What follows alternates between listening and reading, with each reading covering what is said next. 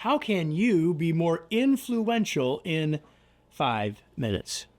Hi, I'm Kevin Eikenberry, and I'm here to help you reach your potential as a leader and a human being. Welcome to Remarkable TV and the Remarkable Leadership Podcast. Make sure you hit the subscribe button wherever you're watching or listening so you don't miss any future episodes. Are you ready? Let's get started.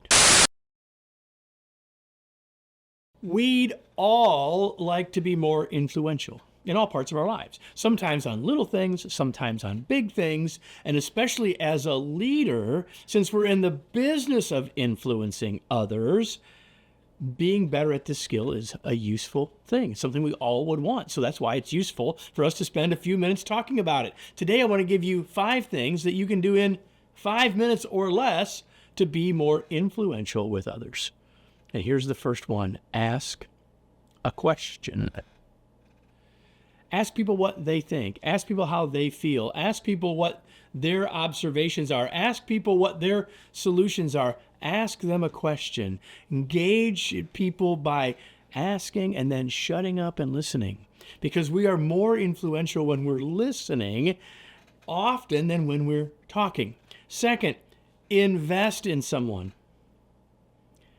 Someone that you care about, that you want to potentially influence, but not from a place of manipulation, but simply make a call. Let them know you're thinking about them. Send them a note. Forward them something that you read that they might find interesting or useful, or that would simply make them smile. If we will invest in our relationships with others, it helps us build trust and it helps us become more influential. Next, see their perspective. Once we know where other people are, what their concerns are, what their perspective is, what lens they're looking at the world through, we're in a much better position to influence them. Too often, people try to influence by simply saying more about what they see. But we'll have a far better chance when we understand what the other person sees and influencing from that perspective. Next, cast a vision. Help people see where you're trying to go or what the outcome you're envisioning is. And if they can see themselves and when they can see themselves in that vision, when they see exciting ideas and outcomes from that vision, then they're in. Cast a vision. And lastly, connect goals together. If we're finding out more about what other people's goals are, then we have a chance, much like understanding their perspective, to connect what we're trying to influence them to and show them how what we're trying to accomplish meets their goals too. When we put that all together, we have a much better chance of helping them see what we see and move forward in the direction that we are hoping they'll move. I want you to notice that all 5 of these things ultimately are about the other person first.